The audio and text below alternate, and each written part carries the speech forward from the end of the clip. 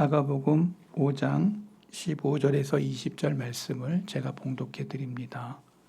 예수께서 이르러 그 귀신 들렸던 자, 곧 군대에 귀신 집혔던 자가 옷을 입고 정신이 온전하여 앉은 것을 보고 두려워하더라.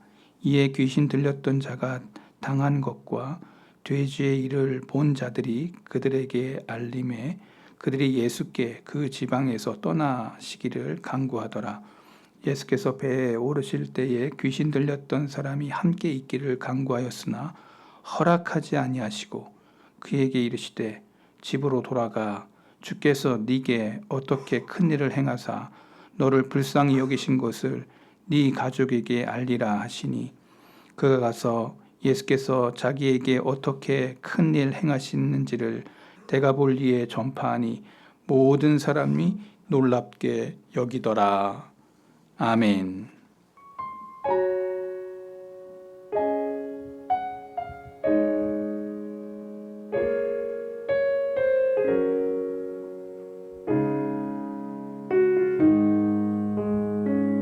닿을 수 없고 오를 수 없는 사망의 권세 놓인 우리 절망 가운데 하늘을 보며 주의 이름 나 부를 때 어둠을 뚫고 주님의 사랑 내 영혼을 비추시네. 모든 것 이미 이루신 주님 주 예수 내 산 소망. 할렐루야 주의 이름 찬양해. 할렐루야 내게 자유 주셨네. 죄의 저주 끊으신 구원의 주 그 이름 주 예수 내 산 소망.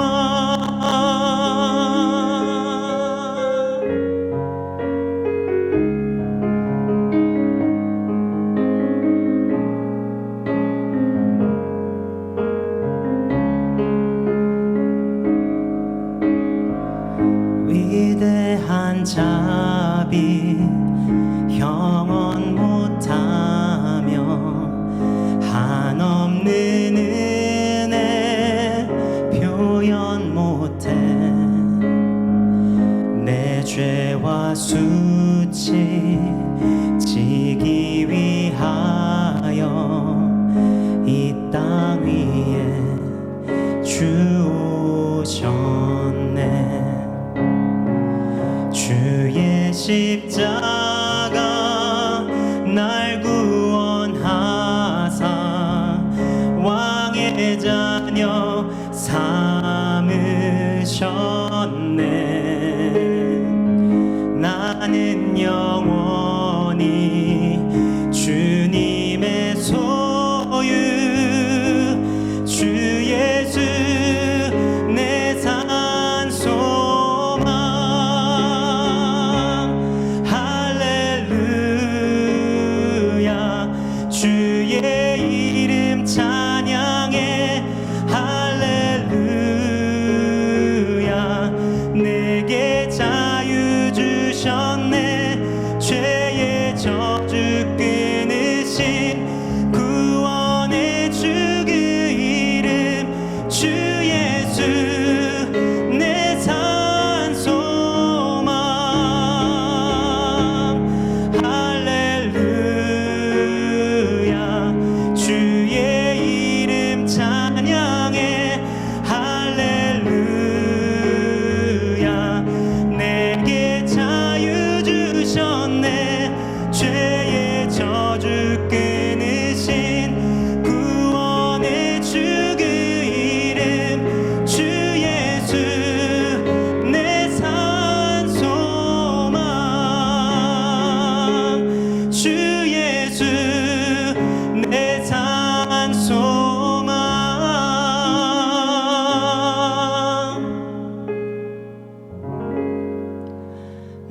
산 소망.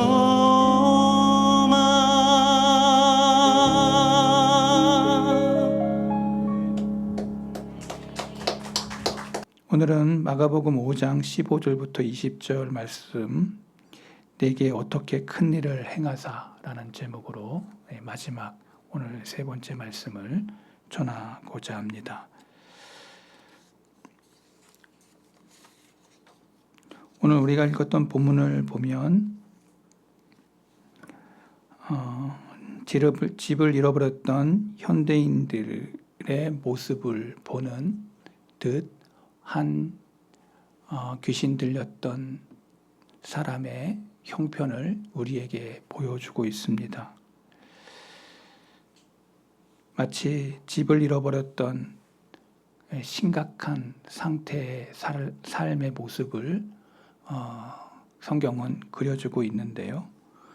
동남쪽 약 55km 건너가서 데가볼리라는 작은 이방인 고을 거라사 지역에 주님이 도착하셨습니다.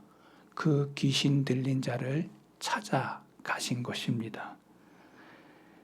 그들이 이 지역에 도착하자 광풍이 아닌 광인을 만났고, 그 광풍을 경험하게 하신 이유가 다시 이 광인을 만나는 것까지 성경은 기록하고 있습니다. 광풍은 어떻게 보면 인생의 보편적인 경험일 수 있습니다. 그런데 이 광인을 만나게 됩니다. 광인은 보통 극단적인 형태의 사람으로 여겨지지만 이 광인도 어떻게 보면 보편적인 현상일 수 있습니다. 가까이에, 저와 여러분들이 늘 가까이에 그러한 광인들을 만날 수 있다라는 것입니다. 하나의 예를 들면 이런 것입니다. 나는 운전을 잘했는데 갑자기 차가 반대쪽에서 달려올 때 저와 여러분들은 그것을 피할 수 있느냐, 피하지 못하느냐, 이것은 나의 문제가 아니고 사실은 나는 잘 가고 있는데 갑자기 들어오는 차에 의해서 무방비 상태로 저와 여러분이 맞닥뜨릴 때, 여러분 그때 우리는 정신이 혼미해진다는 것입니다. 여러분들 인생 속에 이러한 경험들이 안 일어나면 좋겠지만 원치 아니하는 그러한 일들이 얼마나 많이 벌어집니까? 제가 옛날에 대구에서 사역할 때 어떤 한 사람이 지하철을 탔습니다.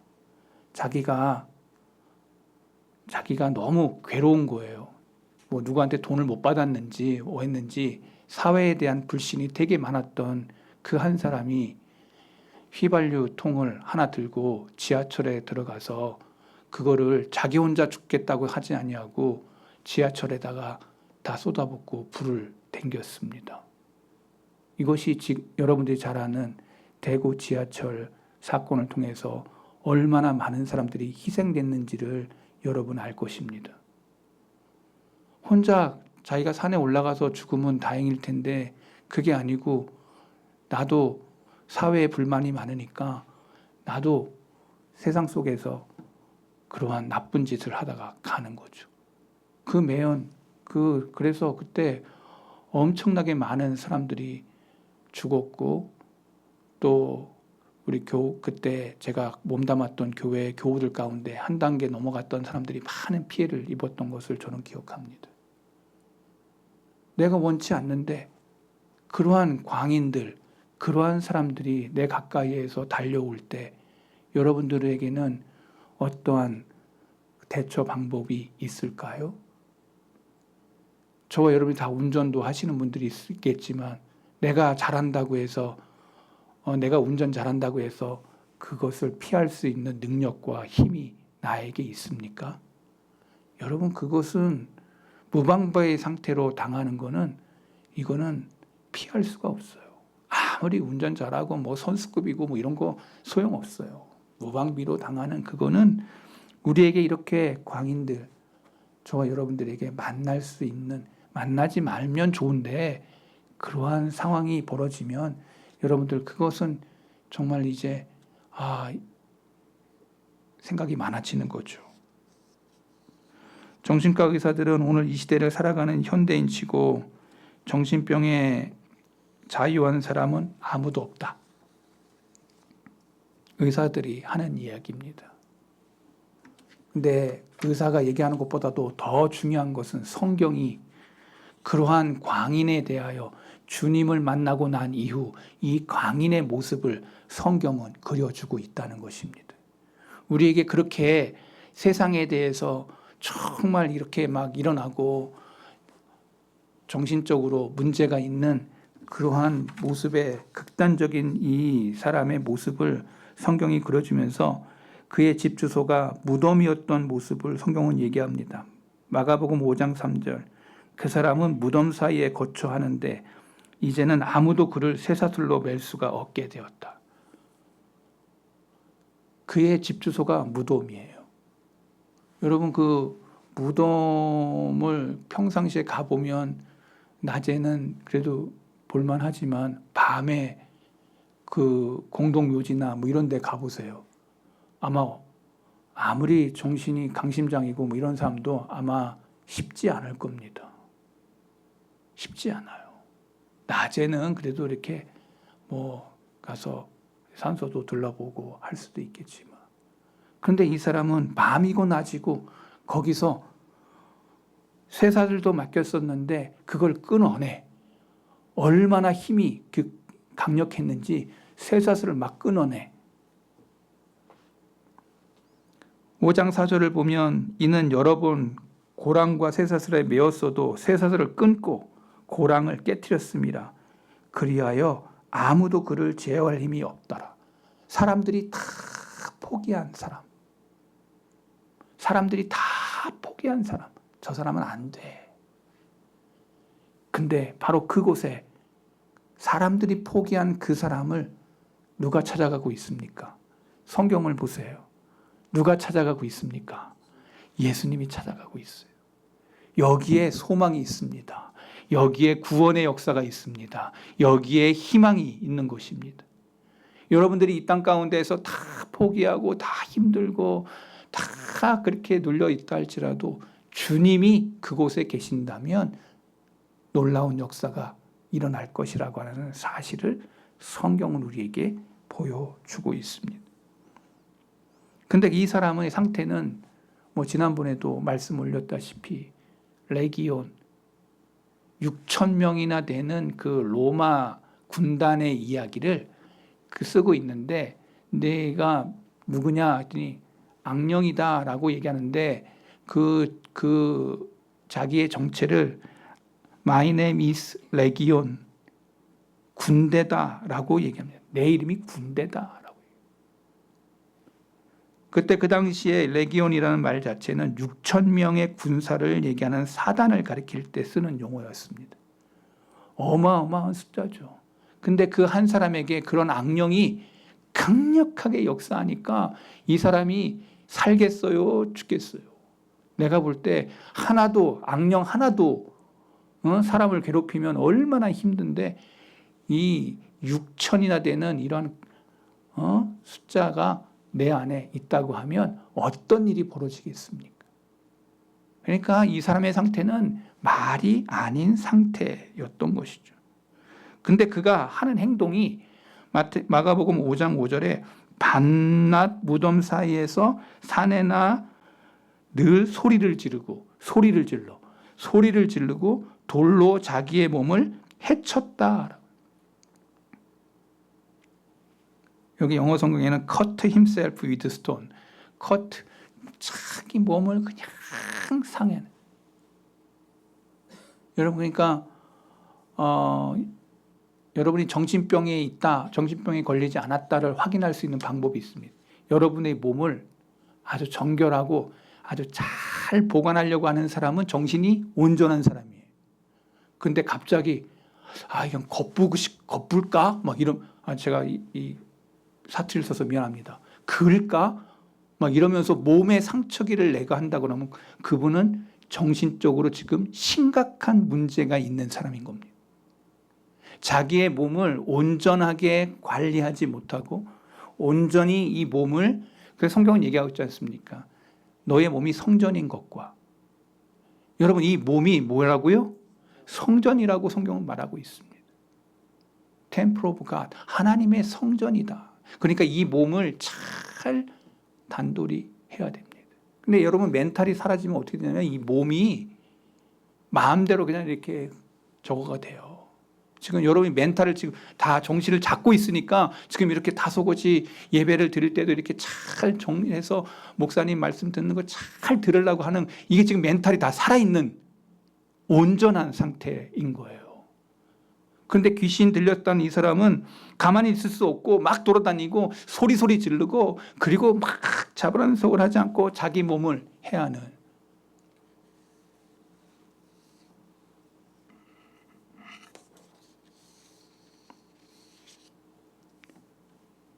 이 사람이 그런 상황에서 주님이 그 사람을 만나 줍니다.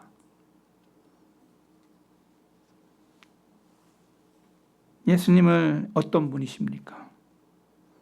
그가 병을 고쳐줄 능력이 계신 분이라는 것을 성경은 말하고 있습니다. 두 번째는 병자의 병을 고치기 원하셔서 그곳에 오셨다고 성경은 말하고 있습니다.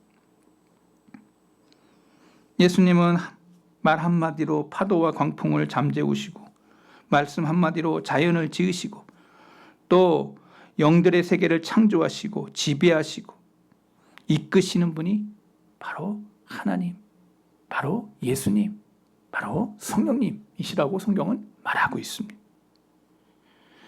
이 사람이 바로 이 예수님 앞에 서게 되는 것입니다.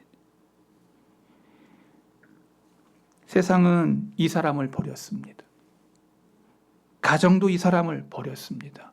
사람들도 이 사람을 버렸습니다. 사회도 그 사람을 버렸습니다. 자신도 스스로를 포기했습니다.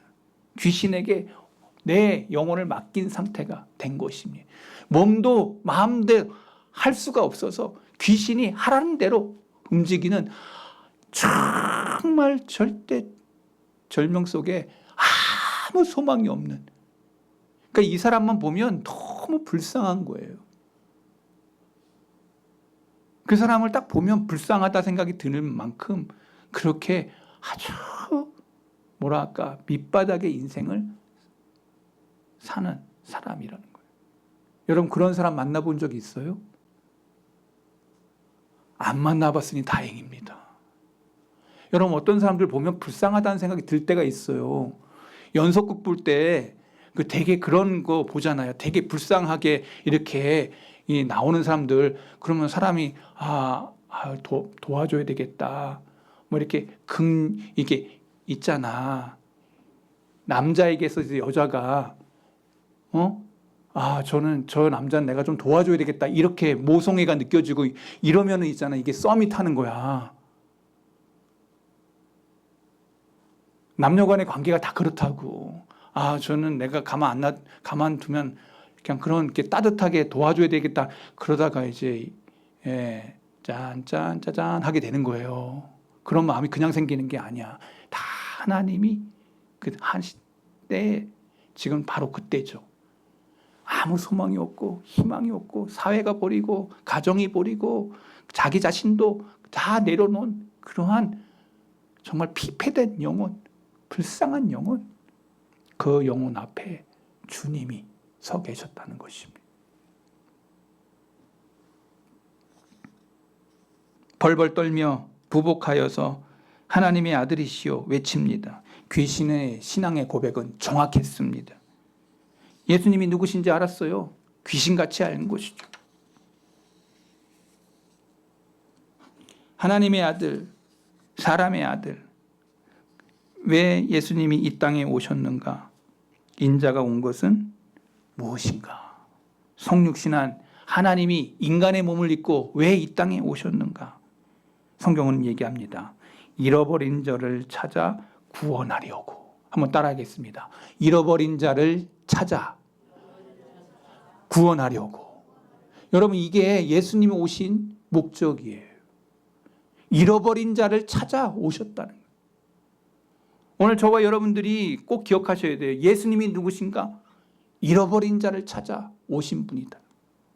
15절에 보니까 마가복음 5장 15절, 예수께서 이르러 그 귀신 들렸던 자, 곧 군대 귀신 집혔던 자가 옷을 입고 정신이 온전하여 앉은 것을 보고 사람들이 두려워했다라는 말이 나옵니다.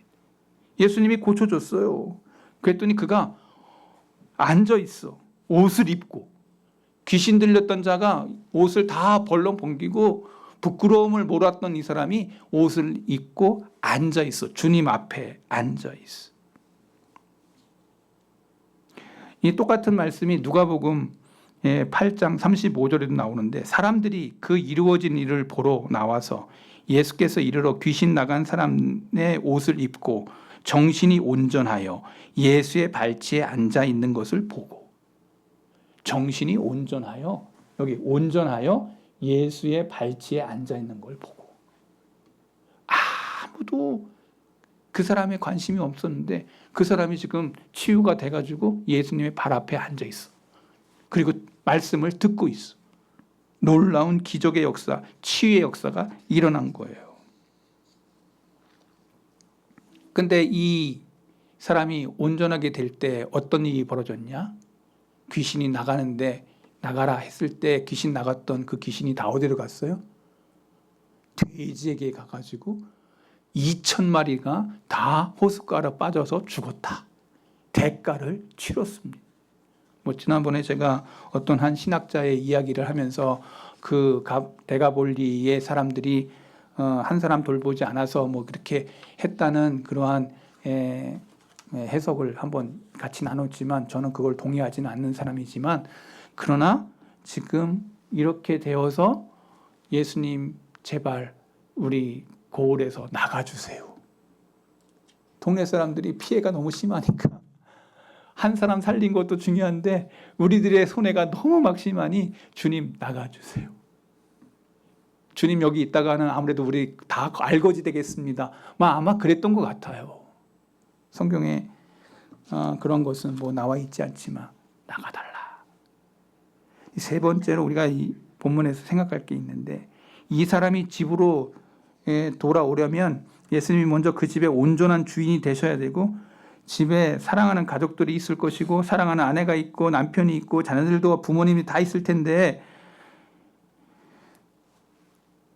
흥미롭게도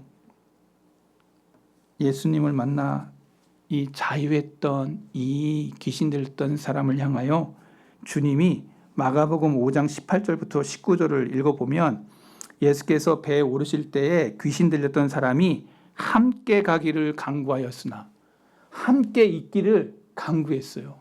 주님 나를 고쳐줬으니 내가 주님과 함께 있고 싶어요 라고. 그랬더니 19절 여러분 보세요. 뭐라고 얘기하세요? 뭐라고 하지? 허락하지 아니하시고. 허락을 안 했어요. 내가 주님 따라가고 싶어요 라고 했는데 허락하지 않으셨어요. 예수님이 그 이유가 나와요. 그에게 이르시되, 우리 한번 같이 읽어볼게요. 여기 중요한 말씀이 여기에 끼어 있어요. 집으로 돌아가 주께서 내게 어떻게 큰 일 행하사 너를 불쌍히 여기신 것을 누구에게? 아주 중요한 메시지가 여기 나옵니다. 내 가족에게. 네가 치유받은 거, 네가 고침받은 거, 네가 회복된 거, 내가 구원함에 이른 거, 네가 지옥에 있다가 천국으로 올라온 거, 누굴 만나서? 예수님 만난 거를 누구에게? 네 가족에게 알리라. 이거 하고 오라는 거예요. 그냥 나만 따라오지 말고. 지금 주님의 우선순위가 어디에 있어요? 본인만 있는 게 아니고 너를 등 뒤에 있는 내 가족에게, 내 혈족에게, 내 친구들에게, 내가 아는 모든 사람들에게 누구를 전하라고? 내가 내 가족에게 알리라. 누구 알리라고요? 내가 이렇게 온전하게 된 거 누구 만나서? 예수님 만난 거 알리라고. 알리라고.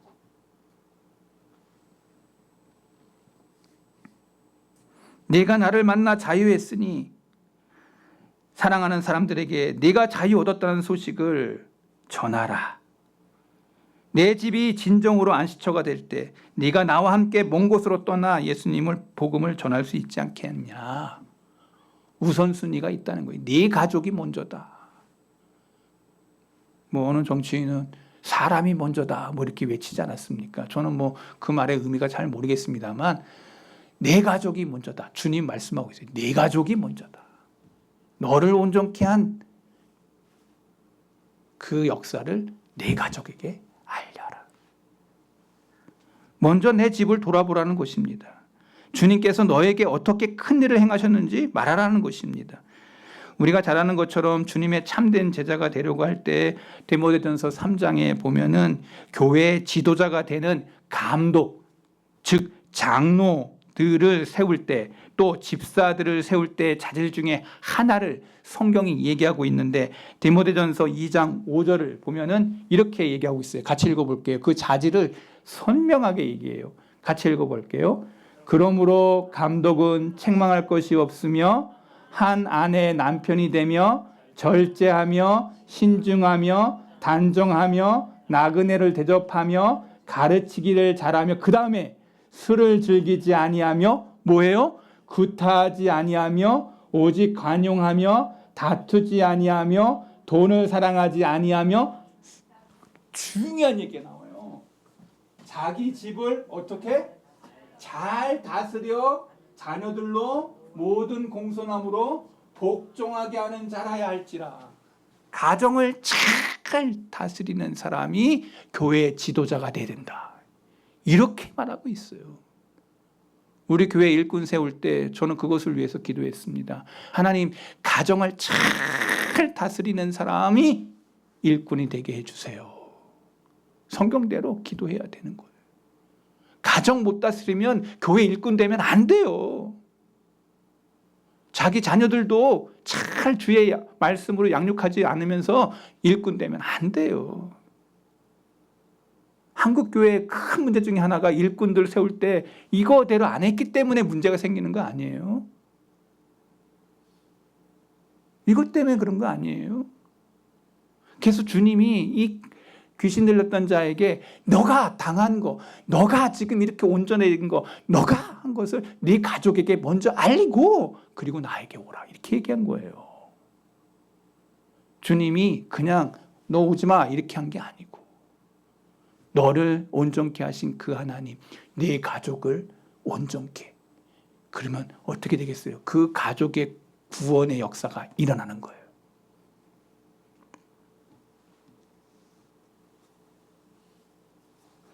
다시 말하면 내 집이 하늘나라가 임하고 주님의 다스림이 있고 복음의 영광이 나타나고 네가 밖에 나가서도 그래서 외칠 수 있지 않느냐, 전도자가 될 수 있지 않느냐. 물론 내가 아무리 전해도 식구들 중에 안 믿는 사람이 있을 수 있습니다. 그렇다고 해서 내가 도무지 쓰임받을 수 없다는 게 아니고 내 가족들 가운데 예수 안 믿는 사람이 있다면 나가서 전도하는 내 사역을 제한되고 위축될 수밖에 없다는 거죠. 내 가족이 완전히 복음화되지 못했는데 내 사랑하는 사람이 내가 경험한 예수의 능력과 사랑을 아직 모르게 한다면 내가 바른 전도자냐.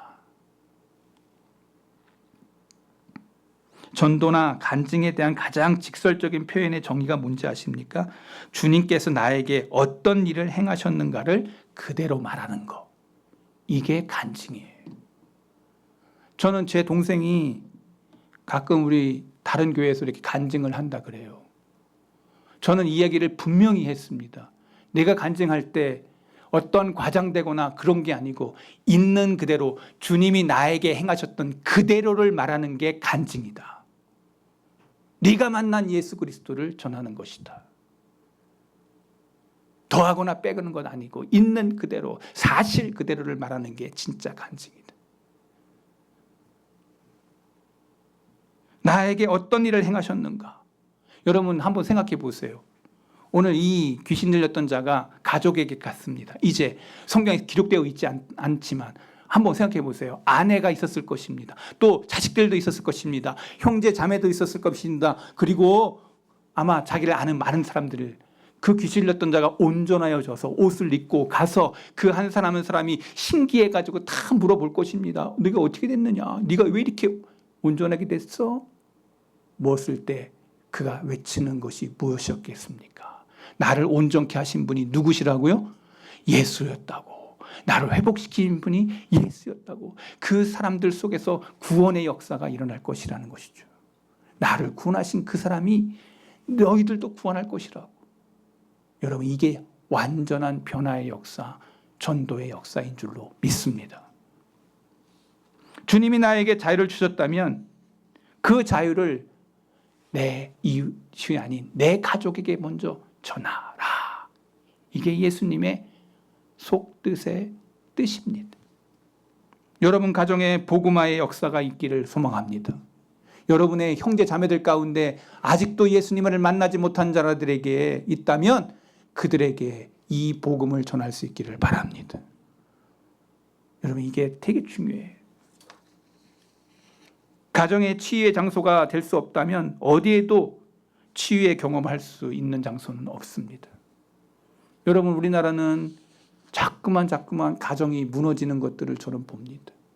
가정이 무너지니까 그 다음에 무너지는 데가 어딘지 아세요? 학교가 무너지고 있습니다. 여러분, 가정이 무너졌기 때문에 학교가 무너지는 거예요. 학교가 무너지는 다음에 뭔지 아세요? 사회가 무너지는 거예요. 저는 그것을 목도하고 있고 여러분들도 지금 느끼고 있을 거라고 생각합니다. 여러분의 가정이 주님으로 인해서 살아나기를 바랍니다. 주님 모시고 인 가정 속에서 구원의 역사, 회복의 역사, 신원의 역사, 놀라운 가정에 하나님께서 주시는 복의 능력이 가정 안에 있다는 것을 여러분 잊어서는 안 됩니다. 우리 가정에 주님이 살아계시고 역사하시는 가정인가를 물으시기 바랍니다.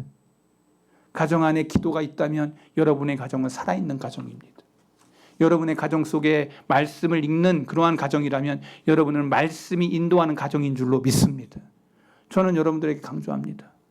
여러분들이 말씀을 읽는 사람이라면, 기도하는 사람이라면 여러분의 가정을 회복하고 내 가정을 회복한 사람들이 바로 전도자가 될 수 있는 것입니다. 여러분의 가정에서 일하시는 예수님을 통해서 여러분의 가정에 안식과 소망이 임한다는 사실, 우리 가정이 안식의 항구가 될 때 우리는 세계를 살리기 위해 위대한 항해를 시작할 수 있다는 것. 이 한글을 주님의 품이라고 여러분 기억하시지 않습니까? 우리가 언젠가는 주님 앞에 다 올라갈 것입니다. 그때 여러분들 제일 가까이 여러분을 만났던 사람들이 여러분들 주위에 있어야 될 것입니다. 우리는 세상에 나가서 선교사로 나가서 그렇게 하는 것도 중요하겠지만 내 가족을 구원하는 이 사역에 있어서 이 귀신 들던 자를 통한 주님의 메시지를 우리는 꼭 기억해야 됩니다.